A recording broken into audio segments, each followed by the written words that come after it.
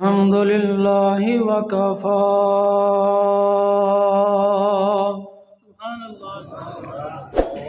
الصلاة والسلام على سيد الأنبياء والمرسلين سبحان الله وعلى آله وأصحابه أجمعين أما بعد فأعوذ بالله من الشيطان الرجيم بسم الله الرحمن الرحيم وما أرسلناك إلا رحمة للعالمين صدق الله مولانا العظيم إن الله وملائكته يصلون على النبي يا أيها الذين آمنوا صلوا عليه وسلموا تسلیما مل کے بآواز بلند درود پاک پڑھیے الصلاۃ والسلام علیک یا سیدی یا رسول اللہ وعلی آلک واصحابک یا حبیب اللہ. اور بلند آواز سے پڑھیں ذرا ذوق کے ساتھ الصلاۃ والسلام علیک یا سیدی یا رسول اللہ وعلی آلک واصحابک یا حبیب اللہ. آپ بھی ذرا بلند آواز سے پڑھیں، ادھر سے آواز کم آ رہی ہے. الصلاۃ والسلام علیک وعلی آلک واصحابک یا رحمۃ للعالمین.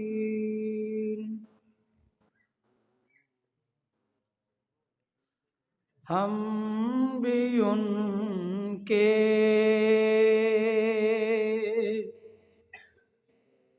دیار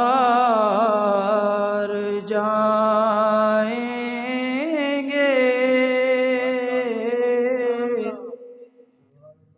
ہم بھی ان کے دیار جائیں گے، جائیں گے بار بار جائیں گے، ہم بھی ان کے دیار جائیں گے. ان کے در پر نثار ہونے کو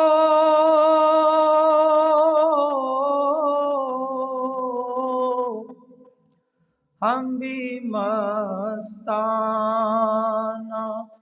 وار جائیں گے، ہم بھی مستانہ وار جائیں گے، جائیں گے بار بار جائیں گے. حمد و ثنا کے بعد معزز حاضرین و سامعین، اس کی آواز ایسے سیٹ کریں کہ یہ میری آواز کھینچے نہ. اس کی آواز تیز کر دیں، ایکو بالکل بھلے بند کر دیں، یہ میرے سانس کو نہ کھینچے، بس باقی ٹھیک ہے. معزز حاضرین و سامعین، ہاں یہ ٹھیک ہے، اب ٹھیک ہے. آج کا یہ ہمارا سالانہ پروگرام بسلسلہ محفل میلاد مصطفیٰ صلی اللہ علیہ وسلم و تقریب عرس مبارک انعقاد پذیر ہے. اللہ تبارک و تعالی ہم سب کو حضور نبی پاک صلی اللہ علیہ وسلم سے پکی سچی محبت نصیب فرمائے۔ احباب گرامی قدر، حضور نبی کریم صلی اللہ علیہ وسلم آپ اپنی حیات ظاہری میں جس طریقے سے اپنے غلاموں کو اپنے فیضان، اپنے انوار و تجلیات، اپنی فیوز و برکات سے مالا مال فرماتے تھے، حضور آج بھی مدینہ طیبہ میں اپنی امت کو نواز رہے ہیں۔ سبحان اللہ۔ یہ نہیں ہے کہ حضور کا وصال ظاہری ہو گیا ہے تو بس اب سلسلہ منقطع ہو گیا ہے، بلکہ سلسلہ منقطع نہیں ہوا، سلسلہ ختم نہیں ہوا، سلسلہ پہلے سے بھی زیادہ بڑھ گیا ہے۔ سبحان اللہ۔ پہلے صرف حضور تھے تو حضور فیضان تقسیم فرماتے تھے، اب حضور کے وصال ظاہری کو 1400 سے کئی سال گزر گئے ہیں، حضور بھی فیضان تقسیم کر رہے ہیں، حضور کے صحابہ بھی کر رہے ہیں، حضور کی آل بھی کر رہی ہے، حضور کے اصحاب بھی کر رہے ہیں۔ اور پھر یہی نہیں کہ حضور کی آل اور اصحاب کی ڈیوٹی ہے، جو ان سے منسلک ہو جاتا ہے، وہ ہندوستان میں ہو، وہ پاکستان میں ہو، وہ بغداد میں ہو، وہ کہیں بھی ڈیرا لگا لے، حضور اس کے در سے بھی لوگوں کو فیضان عطا فرماتے ہیں۔ اب دیکھو نا، حضور کا وصال ہو گیا، صدیق اکبر آ گئے، ان کا وصال ہو گیا، عمر فاروق آ گئے، ان کا وصال ہو گیا، عثمان غنی آ گئے، ان کا وصال ہو گیا، مولا علی آ گئے، مولا علی گئے، امام حسن آ گئے، امام حسن گئے، امام حسین آ گئے، امام حسین گئے، امام زین آ گئے، امام زین العابدین گئے، امام جعفر آ گئے، امام جعفر گئے، امام باقر آ گئے۔ سبحان اللہ۔ چلتا رہا نا سلسلہ حضور غوث پاک تک۔ اب حضور غوث پاک آ گئے تو بات یہیں پہ رکی نہیں، قیامت تک حضور کے غلام جہاں بھی ڈیرا لگائیں گے فیضان کا چشمہ وہیں سے جاری ہوگا۔ سبحان اللہ۔ نعرہ تکبیر، نعرہ رسالت، نعرہ رسالت، سرکار کی آمد، سونے کی آمد۔ اب یہ تو تھے وہ جن کو والد نے اپنے بیٹے کو دیا، پھر بیٹے نے آگے اپنے بیٹے کو دیا، پھر آگے چلتا گیا، مگر اب سلسلہ یوں بھی ہے کہ یہ شیخ جس کو سینے سے منتقل کر دیتا ہے، وہ بیٹا ہو، مرید ہو، کوئی بھی ہو، بس شیخ کی نگاہ پڑنے کی دیر ہے، وہ پھر وقت کا فرید بنتا ہے، وقت کا قطب بنتا ہے۔ سبحان اللہ۔ زمانہ آج بھی یاد کرتا ہے ان کو، زمانہ حضور کے فیض کو یاد کرتا ہے، مگر فیض جب آگے چلتا ہے تو جو ہی اس کا رستہ بنتا ہے، اس کے رستے بھی تبدیل ہوتے ہیں، رستوں سے کئی رستے بنتے ہیں، پھر رستوں سے کئی رستے بنتے ہیں، یوں ہمارے تک حضور کا فیضان پہنچا۔ کوئی مائی کا لال اس مجمع میں، اس گاؤں میں، اس شہر میں، اس ضلع میں، اس صوبے میں، اس ملک میں، پوری دنیا میں آج کے دن، کل، پرسوں، چوتھ، ایک مہینے کے اندر کوئی یہ بتا دے کہ اسے ڈائریکٹ مائی آمنہ کے لال نے فیض دیا ہو؟ کوئی ہے؟ کوئی ایسا ہے؟ نہیں ہے۔ جس کو بھی ملا ہے حضور کے سلسلے میں آنے کے بعد ملا ہے، پہلے اس کو کسی کے سامنے بیٹھنا پڑا ہے، پہلے اس کو کسی کے ہاتھوں میں ہاتھ دینے پڑے ہیں، پھر اس کے ہاتھوں سے ہاتھ ہوتے ہوئے حضور کی بارگاہ میں گئے ہیں، تبھی تو پیالے میں کوئی جام آیا ہے۔ آپ مجھے بتاؤ نا، دیہاتی لوگ ہو، آپ سادہ سی مثال سمجھاتا ہوں، کوئی مجھے بندہ یہ بتائے کہ کھنگرا والا میں اس نے اپنی پیلی کو ڈائریکٹ سمندر سے پانی لگایا ہو، کوئی کراچی سے پیپ ڈالا ہو اس نے، کوئی اسپیشل پیپ، جی یہ میری پیلی سے کراچیوں پانی آتا سمندر چوں، کوئی ہے؟ نہیں ہے نا۔ کہاں سے آتا ہے پانی؟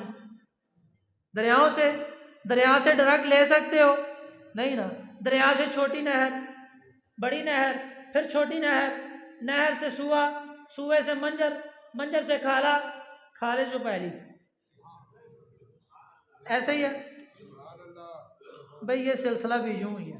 حضور نے فیض دیا مولا علی کو، حضور نے فیضان دیا صدیق اکبر کو، حضور نے فیضان دیا مولا عمر کو، حضور نے فیضان دیا حضرت عثمان کو، اور یہ چاروں ہی تو سلسلے ہیں، انہی سے تو فیضان آگے آیا۔ مولا علی سے فیضان چلا تو چلتے چلتے بغداد پہنچا، بغداد سے فیضان آیا تو چلتے چلتے چھوچے میں آیا، تو چھوچے میں فیضان آیا تو چلتا چلتا لاہور آیا، لاہور سے فیضان آیا تو چلتا چلتا قصور آیا۔ کھنگرا والے وہاں سے جا کے لے رہے ہیں۔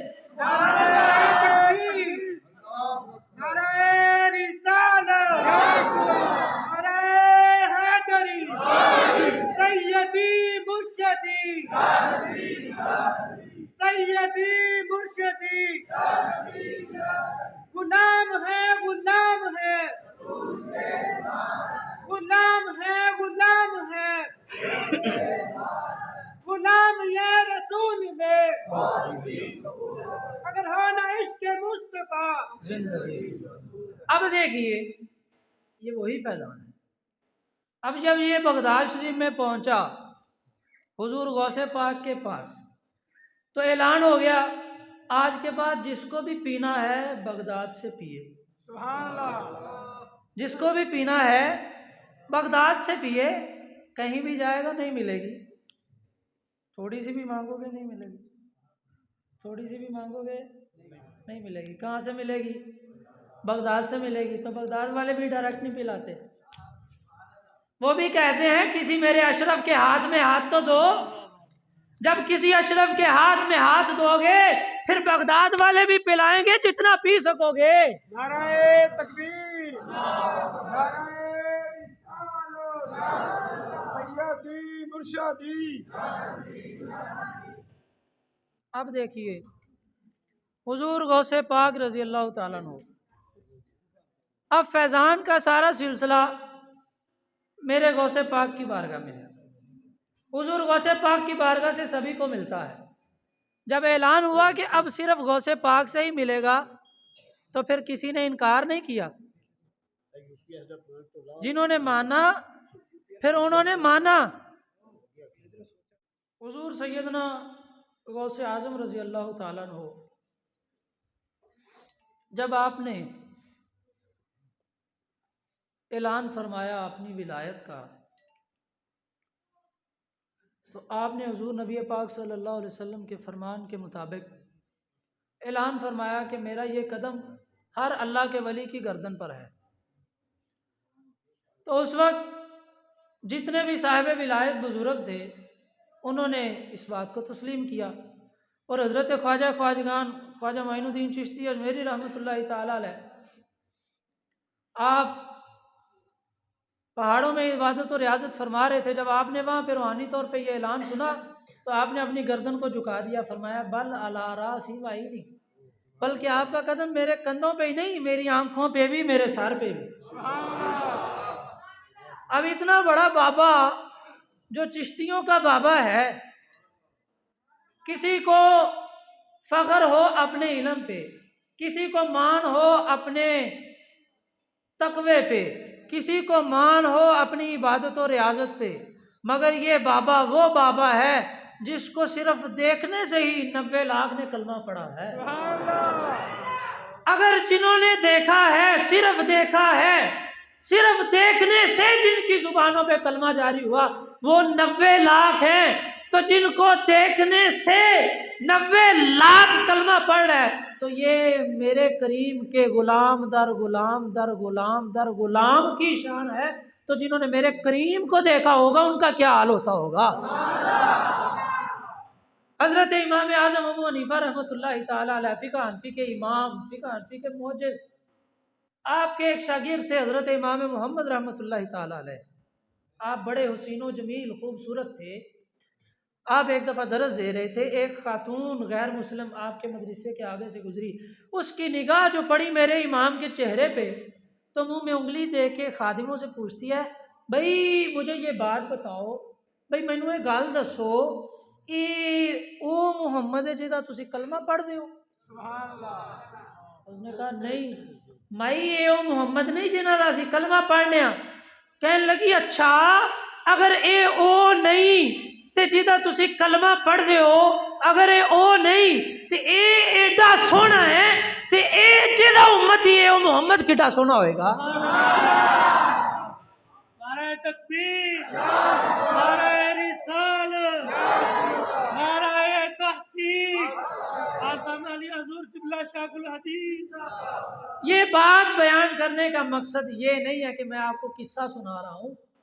بات بیان کرنے کا مقصد یہ ہے، میں نے تمہید کے طور پہ یہ بات کی ہے. بعض لوگ کہتے ہیں کہ ہم نہیں مانتے. بھائی نہ مانو، بھائی نہ مانو، نہ مانو، آپ کا نہیں دل کرتا تو نہ مانو. کچھ چیزیں ہوتی ہیں بندہ سن کے تسلیم کر لیتا ہے، بھی ٹھیک ہے اے گل سمجھ آ گئی ہے من لینے. کچھ چیزیں ہوتی ہیں وہ دیکھنے کے بغیر نہیں بندہ تسلیم کرتا، اور کچھ چیزیں ہوتی ہیں جب تک عین الیقین نہ ہو جائے بندہ نہیں مانتا. اب یہ چیزیں رب کریم نے حضور کی امت میں اس لیے بھیجی ہیں کہ میرا محبوب جو جا کے کہے کہ میں تمہاری طرف رسول بھیجا گیا ہوں، تو وہ پوچھیں گے نا حضور دلائل دیجئے، نبوت کے معجزات دکھائیے، تو حضور نے معجزات بھی دکھا دیے. اب حضور کی بات تو بڑی دور رہ گئی نا، اب تو حضور کے غلاموں کی بات ہے نا. تو اللہ کریم نے یہ سسٹم بنا دیا کہ جڑا پوچھے محبوب کچھ کر سکتے سن یا نہیں. اچھا محبوب اب آپ پردے میں، بھائی محبوب نو تو گیا گزرے ہو گئے 1400 سال، پردہ فرمایا کتنے سو سال ہو گئے. اب ان کی بات چھوڑو، یہ جو میرے محبوب کے 1400 سال بعد پکے پیٹھے غلام نے، پہلے انہاں دا تے گل سن. تم بات کرتے ہو نا کہ ان کو غیب کا علم تھا یا نہیں، یہی ہے نا بھئی. وہ حاضر و ناظر ہیں یا نہیں، وہ دیوار کے پیچھے کا علم رکھتے ہیں یا نہیں. اب اے ساریاں گلاں انہاں دیاں تے تو چھڑ نا، تو ہن آ، سبحان اللہ، سبحان اللہ. ہن آ. رب کریم نے یہ چھوٹی چھوٹی مثالیں قائم کر دی کہ میرے محبوب دی تے شان ہی بڑی ہے نا، میرے محبوب دی تے گل ہی نہ کرو، میرے محبوب دی چھڈو، میرے محبوب دے غلاماں دا مقابلہ کرو. اے خواجہ معین الدین چشتی ورگا معین الدین نہیں لیا سکتے، محمد عربی ورگے کتوں ہو گئے. تو یہ حضور کے غلاموں میں اللہ نے حسن اسی لیے رکھا ہے کہ جو کہے نا میں نہیں مانتا، تو میں کہتا ہوں ٹھیک ہے نہ مانو، پر ہمیں یہ بتاؤ کہ یہ جتنے بھی حسن والے آئے ہیں جن کو دیکھ دیکھ کے غیر مسلموں نے کلمہ پڑھا ہے، اے تینے ساڑھے پلا تسی بھی کوئی آپ دیا کتاباں فرولو، کوئی ہے جہاں منہ ویکھ کے کسی نے کلمہ پڑھیا ہوئے؟ منہ ویکھ کے تواڈیاں دے تے سارے استغفار ہی پڑھ دینے، اللہ بچائے. ہمارے تو فوت ہوں 4 دن بھی پڑے رہے، منہ میں اور نکھار آتا ہے، ان کے فوت ہو جائیں تو اعلان ہو جاتا ہے طبی وجوہات کی بنا پہ چہرہ نہیں دکھایا جاتا. ہیں ان کے کچھ ایسے بھی طبی وجوہات کی بنا پہ ان کے چہرے نہیں دکھائے جا سکتے. میں کہتا ہوں بھئی نہ دیکھو، ضرور ڈرنا ہے بھئی ان کے دیکھو جن کے رب نے بنائے اتنے سونے ہیں کہ جن کے بارے میں رب کہتا ہے کہ اللہ کے بندے وہ ہیں جن کو جب دیکھو اللہ یاد آ جائے. اب اس کو بھی سمجھو، رب کریم نے یہ کیوں کہا کہ اللہ کے بندے وہ ہیں جن کو دیکھنے سے رب یاد آ جائے. اب مجھے حضور کے معراج کا واقعہ یاد آ گیا. حضور معراج پہ گئے، معراج سے واپس آئے، اللہ کریم نے فرمایا محبوبہ پہلے نبیاں نو سارے نے آکھیا رب ویکھیا ہے، نبیاں آکھیا کوئی نہیں. سانو وکھا سکتے ہو؟ نبیاں آکھیا نہیں.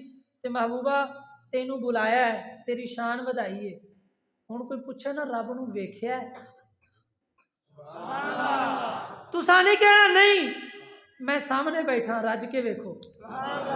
کوئی پوچھے رب نو ویکھیا ہے؟ ہاں ویکھیا ہے، سونی صورت چ ویکھیا ہے. رائے تو ربی فی احسن صورت، میں نے اپنے رب کو سونی صورت میں دیکھا.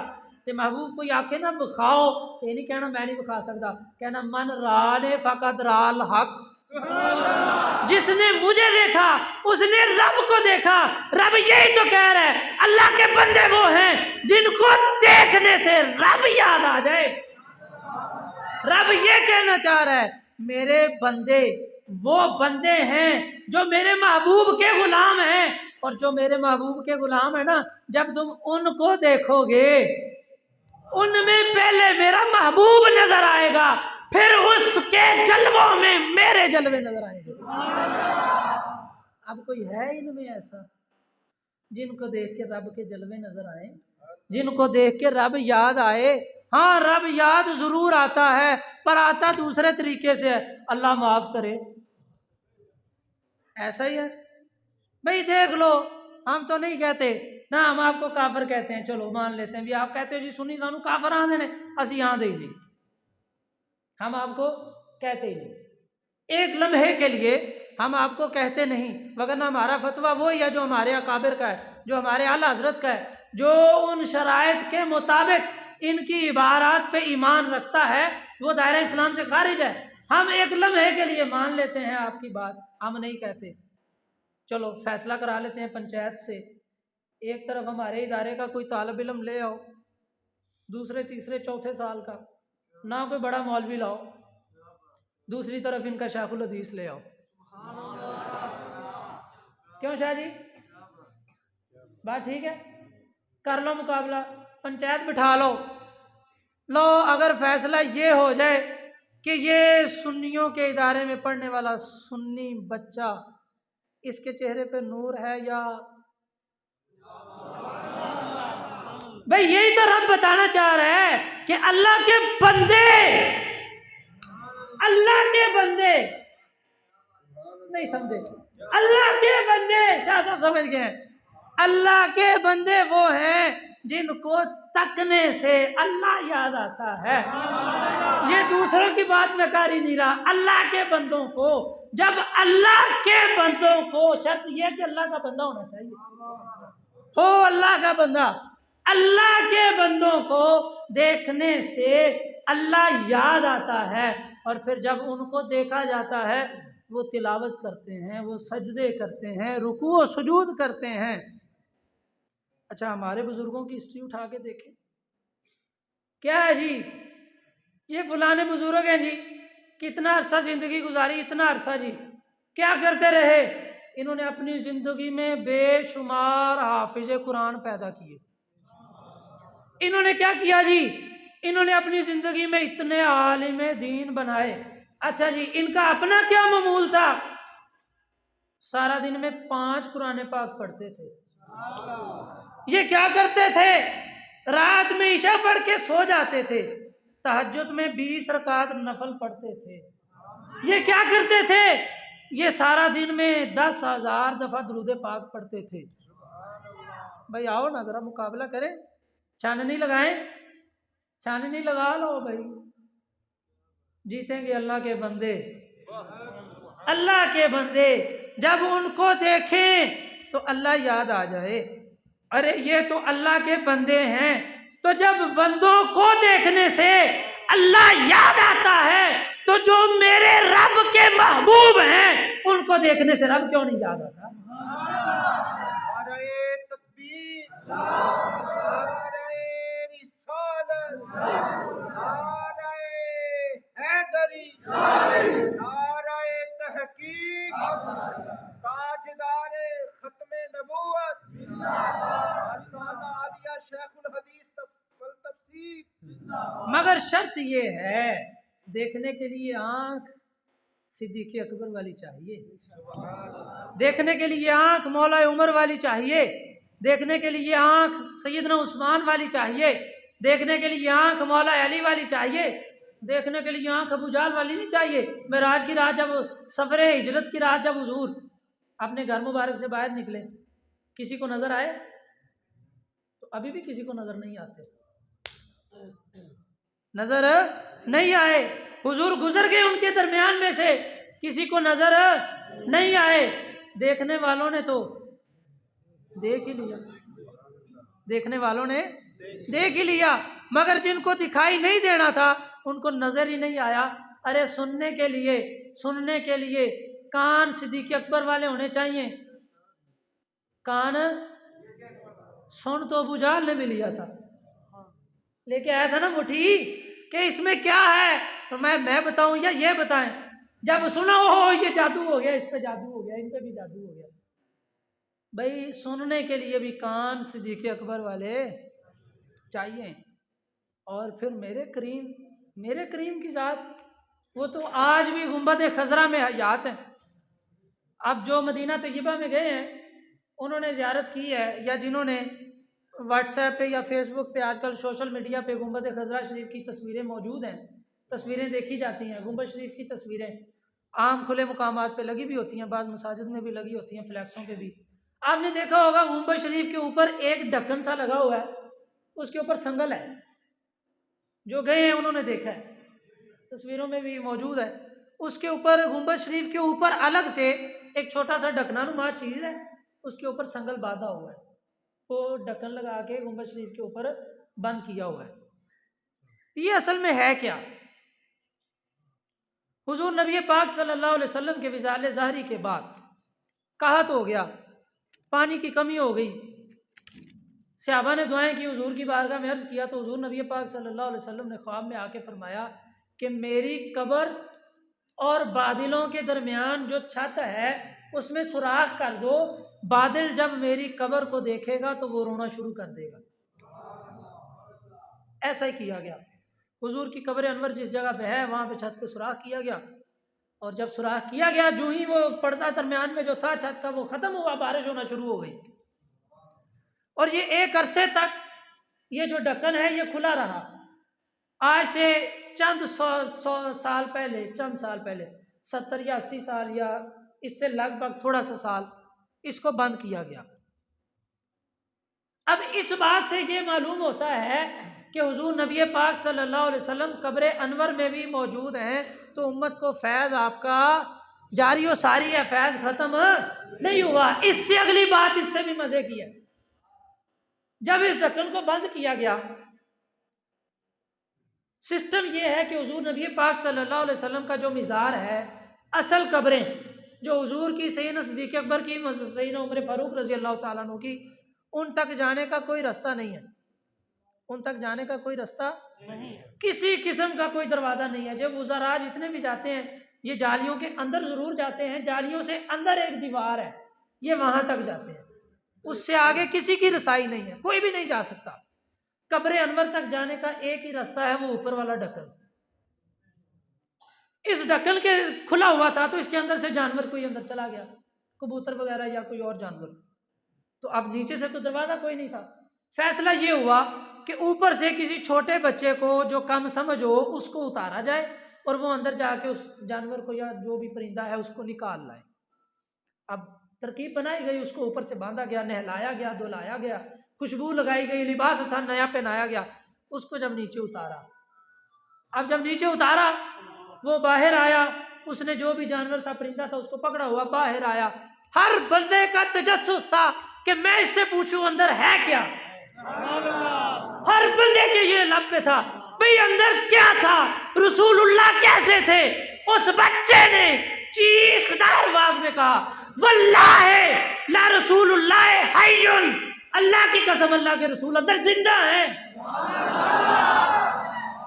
بس اتنی بات کہی، اس کی روح پرواز کر گئی، اللہ جانے اس نے اندر کیا دیکھا جو بیان کرنا رب چاہتا ہی نہیں تھا کہ یہ بیان کرے۔ اب بتاؤ، اب بھی کوئی نہ سمجھے، اب بھی کوئی نہ سمجھے تو پھر اس کا مطلب یہ ہے اس سے بحث نہیں کرنی، یہ سمجھو کہ اس کے کان بھی صدیق اکبر والے نہیں ہیں، اس کی آنکھ بھی صدیق اکبر والی نہیں ہے، اس کا قلب بھی صدیق اکبر والا نہیں ہے، اس کی آنکھ بھی ابو جہل والی ہے، اس کے کان بھی ابو جہل والے ہیں، اس کی زبان بھی ابو جہل والی ہے، اس کی سوچ بھی ابو جہل والی ہے، اس کا دل بھی ابو جہل والا ہے۔ جو عاشق ہوگا وہ سوال نہیں کرے گا، وہ کہے گا میں مانتا ہوں، دلیل کی بھی ضرورت نہیں ہے۔ بھائی عاشقوں کی ہسٹری پڑھو، کسی نے پوچھا اولیاء کاملین کو اللہ نے مقام ایسے تو نہیں دیا؟ آؤ نا سلطان الاولیاء جو حضور غوث پاک کے بھی پیروں کے پیر ہیں، حضرت سیدنا جنید بغدادی رحمۃ اللہ تعالی علیہ، کیسے مقام ملا ان کو، کیسے مقام ملا؟ کوئی عبادت و ریاضت کی انہوں نے؟ نہیں۔ کیا کرتے تھے؟ اکھاڑے کے پہلوان تھے، پورے بغداد میں ان کا شہرہ تھا، کوئی ان سے مقابلہ جیت نہیں سکتا تھا۔ ایک مقابلہ ہو گیا، کسی کمزور سے بندے نے چیلنج دے دیا، کمزور سے بندے نے جب مقابلے میں میدان میں آ کے مقابلہ شروع ہوا، کان میں آ کے اس نے کوئی بات کی، جس پہلوان کا نام پورے علاقے میں ہو، نامی گرامی پہلوان اس کو ہرا نہ سکیں، مقابلہ شروع ہوا، سکے سمارٹ آدمی نے کان میں کوئی بات کہی، بس اس کے بعد مقابلہ شروع ہوا۔ پہلوانوں کا پہلوان جنید بغدادی نیچے، او ماڑا بندہ اتے، ہر بندہ حیران سوچ پریشان بنیا کہ کسی سے مقابلہ نہ ہارنے والا بندہ جیت کیسے گیا؟ اس سکے بندے نے کیا کہا؟ اس نے کان میں صرف اتنا ہی کہا تھا، او جنید، بغداد میں بڑا تیرا شہرہ ہے، اس پہلوانی کے مقابلے میں انعام بڑا ہے، کمزور ہوں، ناتواں ہوں، طاقت نہیں ہے، مگر ہوں سید۔ مزہ نہیں آیا؟ ہوں سید، اور بلند آواز سے کہو، ہوں سید۔ آج مقابلہ تو جتوا دے، کل قیامت کے دن اپنے نانا سے تیری سفارش ضرور کروں گا۔ اچھا بھائی، حضور اگر فیضان تقسیم نہیں کر رہے تو حضور خواب میں کیوں آئے؟ وہ مقابلہ جیت کے چلے گئے، رات جنید بغدادی سوئے، خواب میں کیا دیکھا؟ حضور کی زیارت ہوئی، حضور نے فرمایا، او جنید بغدادی، میرے بیٹے سے وعدہ کیا تھا، اسی ادھار لمبے نہیں رکھ دے، ہم تمہیں دنیا میں بھی امام الاولیاء بناتے ہیں۔ حضور نے سینے سے لگایا، ایسا نوازا، ایسا نوازا کہ آج بھی اولیاء اللہ کی صف میں جنید بغدادی کا نام کوئی بھی ولی اللہ سر جھکائے بغیر نہیں لیتا۔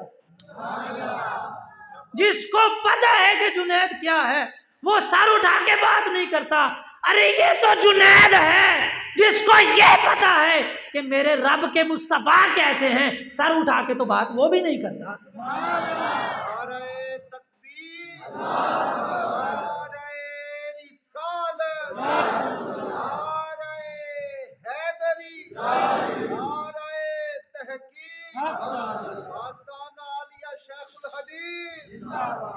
بات صرف اتنی ہے کہ آنکھ، کان، زبان، دل و جان، سوچ صدیق اکبر والی ہونی چاہیے۔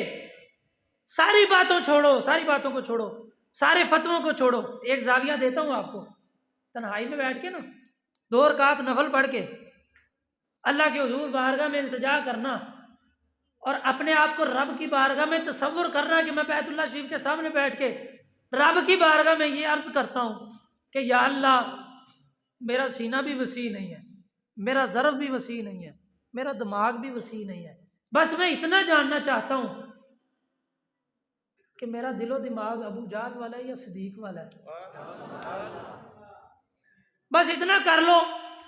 جو بندہ لیت و لال میں بھنا ہوا ہے نا کہ ہاں نہیں ہے، کیوں، کیسے، ویسے، میں نہیں مانتا، تم نہیں مانتے، وہ نہیں مانتا، یہ نہیں مانتا، بس یہ ساری باتیں چھوڑو۔ ایک دفعہ مراقبہ کرو، بیٹھو اپنے رب کے حضور، بیٹھو، تمہیں اندازہ ہو جائے گا۔ اگر سکون محسوس ہوا تو سمجھ جانا صدیق والے ہو، اور اگر پھر بھی آئے نا کہ میں اینو بھی نہیں مانتا، سمجھ جانا ابو جہل کے پیروکار ہو۔ پھر تمہیں کسی کے پاس جانے کی ضرورت نہیں ہے، کیونکہ کسی کے پاس یہاں پہ ڈنڈا ہے ہی نہیں ایسا کہ تمہاری چھل اتار سکے۔ اس کے لیے تمہیں قبر میں جا کے اپنی صفائی کروانی پڑے گی۔ ہاں مان جاؤ، مان جاؤ تو دنیا میں بھی اللہ نے ورک شاپیں رکھی ہیں۔ یہ اولیاء اللہ ہے نا، یہ دلوں کا زنگ اتارتے ہیں، یہ دلوں کی میل صاف کرتے ہیں، یہ دلوں کی قدورتوں کو نکالتے ہیں۔ بس بات پھر وہی آ گئی، سمجھ وہ ہونی چاہیے، یقین کرنا چاہیے، اپنے آپ کو تھوڑا بہت سوچو سمجھو۔ بھئی یار، جو رب کریم اپنے محبوب کو عرش معلیٰ پہ بلا کے جبریل امین کو رستے میں رکوا کے، جبریل امین کو رستے میں رکوا کے، جبریل نے کیا کہا تھا؟ یا سیدی یا رسول اللہ، ایک بال برابر بھی آگے نہیں جا سکتا، کیوں؟ سڑ جاؤں گا، جل جاؤں گا، ختم ہو جاؤں گا۔ بھائی جس جگہ سے آگے فرشتوں کا سردار نہیں جا سکا،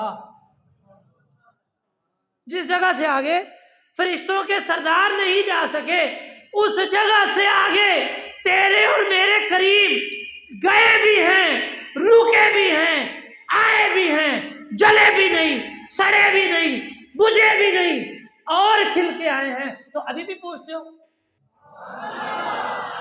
ابھی بھی پوچھتے ہو کہ وہ نہیں، میں نہیں مانتا، اور دلیل دو، اور دلیل دو، اور دلیل دو۔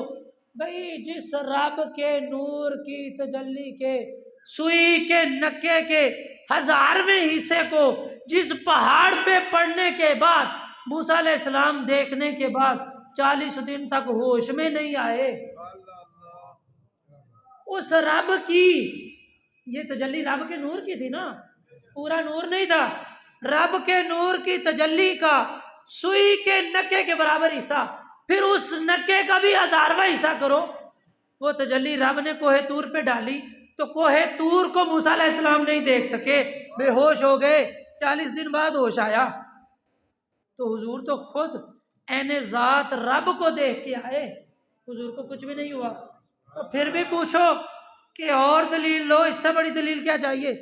دلیل تو اتنی ہی کافی ہے کہ ہم کلمہ ان کا پڑھتے ہیں، ان کے کہنے پہ رب کو ایک مانتے ہیں، تو ان کے کہنے پہ رب کو ایک مان رہے ہو، ان کے کہنے پہ جہنم کو مان رہے ہو، ان کے کہنے پہ جنت کو مان رہے ہو، بس انہی کو نہیں مان رہے۔ کس بات پہ؟ جی انہوں نے کہا ہے انما انا بشر مثلکم، میں بھی تمہاری طرح بشر ہوں۔ بھئی ایک بات انہوں نے کہہ دی تو یہ بھی تو انہوں نے کہا ہے نا ایکم مثلی، بھئی یہ تو میں نے کہہ دیا کہ میں تمہاری طرح ہوں، پر تم میں سے میرے جیسا ہے کون؟ بھئی میرے قریب اشارہ کرے تو چاند ٹوٹ جائے، چاند 2 ٹکڑے ہو جائے، قیامت تک چاند کے سینے پہ نشان ابھی بھی موجود ہے، تیرے اشارے نہ نال دے کروں کو بندہ ادھر نہیں آندا تو تو کہنا بھی اور دلیل نہیں۔ بھئی اور کیا دلیل چاہیے تمہیں؟ حضور کو اللہ نے بنایا ہی ایسا ہے کہ جس نے حضور کو سمجھا ہے پھر اس کو کسی اور طرف جانے کی ضرورت ہے؟ حضور کے غلاموں کو سمجھ لو، حضور کے غلاموں کو جب سمجھ جاؤ گے تو پھر حضور کو سمجھنا مشکل ہے۔ اب اس کی میں ایک مثال دیتا ہوں۔ ایک بندہ آیا حضور پیر سید اسماعیل شاہ صاحب بخاری گنج کرم رحمۃ اللہ علیہ المعروف کرما والے پیر، ان کے پاس کہنے لگا جی تسی نبی دے علم دی گل کردے ہو جی، نبی ویکھدے نے، نبی سندے نے، نبی غیب جاندے نے، بڑی اس نے بحث کی۔ آپ نے فرمایا مولوی جی اس گل نو چھڈو، او پاؤ اس گل نو چھڈ۔ آپ پنجابی بولتے تھے اور اسی لہجے میں بات کیا کرتے تھے۔ جب اس نے بحث کی نا بار بار، میں اچھا تو میرے نبی دا علم غیب تے چھڈنا، تو مینوں اے دس تسی 4 بھین بھرا ہو؟ انہوں نے کہا ہاں جی۔ انہوں نے کہا تیرا ابا تے تیری امی باغ چ کام کردے سی؟ اے ہاں جی۔ انہوں نے کہا اتنے صحابہ سائی بھی رہندا سی؟ اے ہاں جی۔ اے تسی چارے ہو سائی دی اولاد جے، تہاڈا ابا تے کسے کام جوگا نہیں سی۔ اور تم علم غیب نبی کی بات کرتے ہو، نبی کے غلام کو تو جواب دو۔ نبی کا غلام تمہیں بتا رہا ہے کہ تم اولاد کس کی ہو۔ اس بات سے یہ بھی پتا چلا نبی پہ ہمیشہ ہاتھ وہی اٹھاتا ہے جس کا باپ اپنا نہ ہو۔ نبی کی شان سمجھنے کے لیے باپ کی طرف سے حلالی ہونا ضروری ہے۔ جو باپ کی طرف سے حلالی ہے وہ نبی کی شان میں گستاخی نہیں کرتا، نبی کی ذات میں عیب نہیں نکالتا، وہ تو نبی کی ذات کو یوں کر کے مانتا۔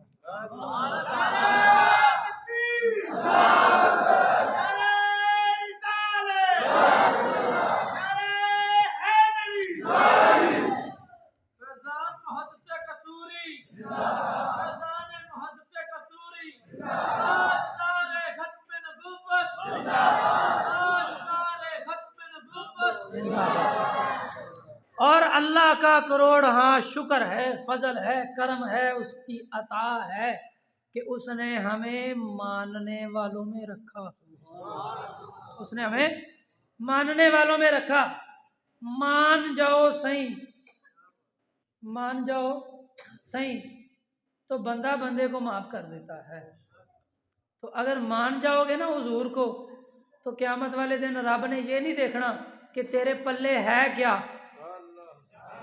رب نے یہ دیکھنا ہے کہ تیری میرے یار سے نسبت کیا ہے، تیری میرے کریم سے نسبت کیا ہے۔ اس دن رب نے یہ نہیں دیکھنا اے بڑا متقی ہے، بڑی عبادت کرتا رہا، بڑیاں نے تسبیحاں پنیاں نے، بڑے مسلے رگڑے نے، بڑے نے جناب سفر کیتے نے، کچھ بھی نہیں دیکھنا۔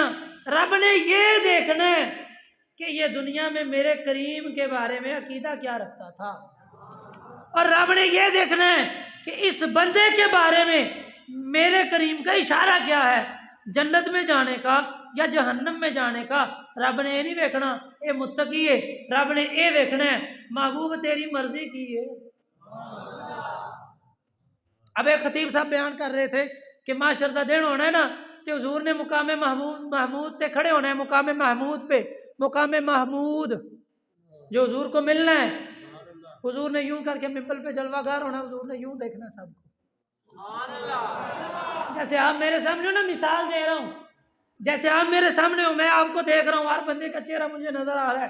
حضور نے یوں معاشر کے میدان میں کروڑوں لوگوں کو دیکھ کے کہنا ہے او فلاں بن فلاں چل جنت سے، او فلاں بن فلاں تو بھی چل جنت سے۔ حضور نے دیکھتے دیکھتے دیکھتے جب آنا نا کسی ایسے نے، حضور نے کہنا او بہو تو پرے ہو نا،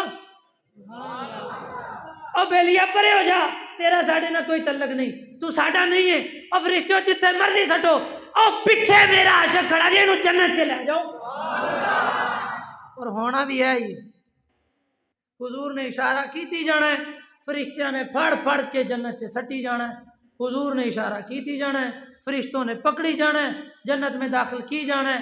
بس شرط یہ ہے کہ عبادت و ریاضت ہونے کے باوجود حضور کی عقیدت دل میں ہو، حضور کی محبت ہوگی تو عبادت و ریاضت نے کام آنا ہے، حضور کی محبت دل میں نہیں ہے تو عبادت و ریاضت منہ پہ ماری جائے گی، کسی کام نہیں آئے گی۔ اب حضور نبی پاک صلی اللہ علیہ وسلم کے غلاموں کے متعلق احادیث مبارکہ میں موجود ہے کہ قیامت کا دن ہوگا، ایک بندہ اس کے لیے جہنم کا پروانہ ہوگا، اب وہ دیکھے گا کہ فلاں ایک اللہ کا بندہ ہے، وہ دوڑ کے ان کے پاس چلا جائے گا اور کہے گا جی آپ مجھے یاد کریں، آپ نے مجھے پہچانا ہے؟ وہ کہے گا جی نہیں مجھے یاد نہیں ہے، دنیا میں رہتے ہوئے اتنے لوگوں سے ملے تھے۔ وہ کہے گا جی ہاں فلاں جگہ پہ میں نے آپ کو وضو کروایا تھا، میں نے آپ کو وضو کروایا تھا، اللہ کی بارگاہ میں میری سفارش کریں۔ وہ اللہ کی بارگاہ میں دعا کریں گے اے اللہ اس بندے نے واقعی مجھے وضو کروایا تھا، جس نے پانی پلایا ہوگا وہ کہے گا اس نے مجھے پانی پلایا تھا، جس نے خدمت کی ہوگی وہ کہے گا یا اللہ اس نے میری خدمت کی ہے۔ اللہ فرمائے گا اچھا اے میرے نبی کے پیارے، اس نے تیری خدمت کی ہے تو تیرے صدقے ہم اس کو بھی بخشتے ہیں، جا اس کو جہنم سے نکال کے جنت میں لے جا۔ اب یہ کون ہے؟ یہ وہی ہے جس نے حضور کے دین کو پڑھا، پڑھنے کے بعد آگے پڑھایا، پڑھانے کے بعد لوگوں کو دین سنایا۔ اب دین کس کا ہے؟ حضور کا۔ سارے بولو دین کس کا ہے؟ سارے بولو، سب کی آواز نہیں ہے، دین کس کا ہے؟ اچھا بھائی حضور کا دین جو حضور لے کے آئے وہ کوئی بندہ پڑھے اور پڑھائے لوگوں کو سنائے، وہ تو قیامت والے دن بندے نو باہوں پھڑ کے جنت چلے جا سکتے ہیں، تو جنہ دا دین ہے جی وہ کچھ نہیں کر سکتے۔ عجیب سائیکالوجی ہے بھائی، عجیب سوچ ہے بھائی، عجیب فطرت ہے بھائی۔ بھائی کیا ہے یہ بات؟ یہ ایسا دین ہے تمہارا؟ بھائی ہم اس کو دین مانتے ہی نہیں ہیں، ہم تو اس بات کو ماننے والے ہیں جنہوں نے رستے سے چلنے والے لوگوں کے لیے آسانی کرنے کے لیے، حضور کی حدیث مبارکہ ہے، کنکر کو اٹھا کے سائڈ پہ کر دیا اس نیت سے کہ گزرنے والے کو تکلیف نہ ہو، اللہ تعالیٰ اس کی بھی بخشش فرما دے گا۔ تو یہ تو پھر دین پڑھانے والے کی بات ہے جی۔ حضور کو تو اللہ نے شان ہی اتنی عطا فرمائی ہے، کوئی ایک چیز حضور کی دیکھ لے آپ، حضور کے سر مبارک سے لے کے حضور کے پاؤں کے ناخنوں تک، آج بھی جس کے پاس حضور کے تبرکات موجود ہیں، ذرا ایک دفعہ ہر چیز کو پسے پشت ڈال کے ان کی ایک دفعہ زیارت ہی کر لو۔ جو تمہارا اندر کا مفتی ہے نا ضمیر، وہ تمہیں ملامت ضرور کرے گا، یار 1400 سال بعد حضور دے منہ مبارک دے کول کھلو کے درود شریف پڑھیا سکون ملتا ہے، درود شریف پڑھیا خوشبوواں آندیاں نے، تے پھر یہ مطلب ہے کہ جنہ دے منہ مبارک دے کول کھلو کے درود شریف پڑھیے تے خوشبو آندی ہے، یہ مطلب یہ ہویا کہ جہدے جسم دے حصے دے اندر اینی طاقت ہے کہ بندے دے دل نو موہ سکتا ہے کہ اس کریم دے اپنے جسم اثر دے اندر کنیاں کو برکتاں ہونیاں جڑا مدینہ طیبہ چ سب نو تقسیم فرما رہا۔ بس بات سمجھنے کی ہے، بات سوچنے کی ہے، بات دل کو سمجھانے کی ہے۔ جب بندہ اپنے دل کو سمجھا لیتا ہے نا کہ نہیں یار حضور کی شان واقعی ہے، تو پھر عیب نظر نہیں آتا۔ اور جب عیب نظر آئے گا ہی نہیں، جہاں پہ عقیدت ہوتی ہے، محبت ہوتی ہے، تعلق ہوتا ہے، وہاں پہ عیب نظر۔ بھائی یہاں پہ کوئی معمولی سا دوست ہو تو اس کے بارے میں آگے کوئی کہنا یار تیرے بیلی نے آج فلانا کام کرتا ہے، ہو ہی نہیں سکتا کہ وہ کام کرے، ہو ہی نہیں سکتا وہ کام کرے۔ بھائی تینوں کیویں یقین ہے؟ بھائی میرا بڑا پرانا یار ہے، میری یاری ہے، میرا بیلی ہے، وہ ایک کر ہی نہیں سکتا۔ ہم ڈٹ جاتے ہیں نا، کیوں؟ ہمارا اس سے تعلق ہے، ہماری اس سے محبت ہے، ہماری اس سے عقیدت ہے، ہمارا اس سے پیار ہے۔ بھائی یہ عام دنیا دار ہے جو اشارہ کرے تو یہ گلدستہ یہاں سے یہاں نہیں ہو سکتا، تو ہم اس کے بارے میں کہتے ہیں کہ وہ انج کر نہیں سکتا۔ تو جو کائنات کا مالک و مختار چاہے تو سورج کو واپس بلا لے، وہ کریم کیا نہیں کر سکتا؟ اس کریم میں ہمیں عیب نظر آنی چاہیے۔ بھائی عیب نظر آئے کیسے جب عیب ہے ہی نہیں؟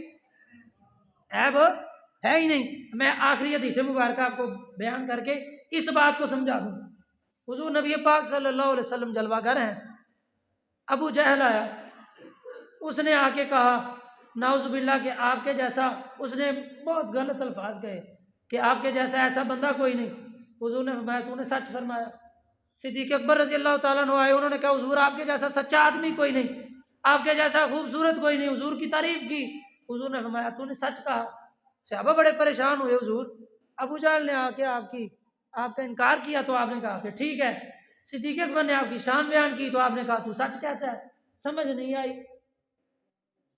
حضور نے فرمایا میری صورت آئینے کی مثل ہے، شیشے میں جب کوئی دیکھتا ہے تو اس کو اپنا آپ ہی نظر آتا ہے۔ شیشہ ہے نا، شیشہ جس کو ہم روزانہ پتہ نہیں کتنی بار دیکھتے ہیں، کنگھی کرنی تاں، سرما پانا ہے تاں، کریم لانی تاں، جی سر مانا ہے تاں، واسکٹ جو کتنے نوی پالی میں کیسا لگ رہے ہیں تاں، شیشہ دیکھتے ہیں، اس میں کون نظر آتا ہے؟ کبھی ایسا ہوا ہو کہ آپ شیشے کے سامنے کھڑے ہوں اور آپ کو آپ کے ابا جی نظر آئے ہوں؟ نہیں نا۔ تو حضور نے فرمایا میری ذات آئینہ ہے، جو مجھے دیکھتا ہے اسے اپنا آپ ہی نظر آتا ہے۔ ابو جہل نے مجھے دیکھا، اسے میرے آئینے میں اپنا آپ ہی نظر آیا، تو جب انہوں اپنا آپ ہی نظر آیا تو ہے ہی پیڑا سی، تو انہیں آکڑا ہی سی میں پیڑا۔ تو صدیق اکبر نے جب میرے آئینے میں اپنے آپ کو دیکھا تو اس نے اپنی تعریف کی، تو میں نے اس کو بھی کہا تو سچ کہتا ہے، میں نے اس کو بھی کہا تو سچ کہتا ہے۔ تو بھائی حضور کی ذات آئینہ ہے، اپنی کرتوتاں چنگیاں کر کے ادھر دیکھو، اپنی کرتوتیں اچھی کر کے ادھر دیکھو۔ جب کرتوتیں اپنی اچھی نہیں ہوں گی تو شیشہ دیکھ کے کہو گے اے ہے ہی کانا ہے۔ تو بھائی کانے جب ہو تو کانا شیشے کے سامنے کھڑا ہو تو اس کو کانا ہی نظر آئے گا نا جی، اس کو کانا ہی نظر آئے گا، اس کو دو آنکھوں والا نظر نہیں آئے گا۔ حضور کی ذات مومنوں کے لیے آئینہ ہے۔ آئینے میں وہی چیز نظر آتی ہے جو سامنے کھڑی ہو۔ اپنے آپ کو درست کریں، اپنی صورت کو ایسی بنائیں کہ حضور کے آئینے میں جب کھڑے ہوں تو ہمیں حضور کے جیسے نظر آئیں۔ پھر ہے نا محبت، اپنی صورتوں کو، اپنی سیرتوں کو حضور کی صورت اور سیرت کے مطابق گزارو، سجاؤ، بناؤ۔ اللہ تعالی ہمیں حضور نبی پاک صلی اللہ علیہ وسلم کی پکی سچی محبت نصیب فرمائے۔ حضور نبی پاک صلی اللہ علیہ وسلم کی سیرت اور صورت کے مطابق ہمیں اپنی جوانیوں اور اپنی زندگیوں کو سنوارنے کی توفیق عطا فرمائے۔ اللہ کریم ہمیں شریعت مطہرہ کے مطابق زندگی بسر کرنے کی توفیق عطا فرمائے۔ اب آپ نے اس محفل پاک کو انعقاد کیا، اللہ تعالیٰ آپ سب کی کوشش و کاوش کو قبول فرمائے، ہم سب کا آنا جانا قبول فرما کے ہمیں حضور کے صدقے پکا سچا نمازی بنائے، حضور کا پکا سچا عاشق بنائے، حضور کی سنت کے مطابق اپنے چہروں پہ داڑھیوں کو سجانے کی توفیق عطا فرمائے۔ وآخر دعوانا الحمدللہ رب العالمین۔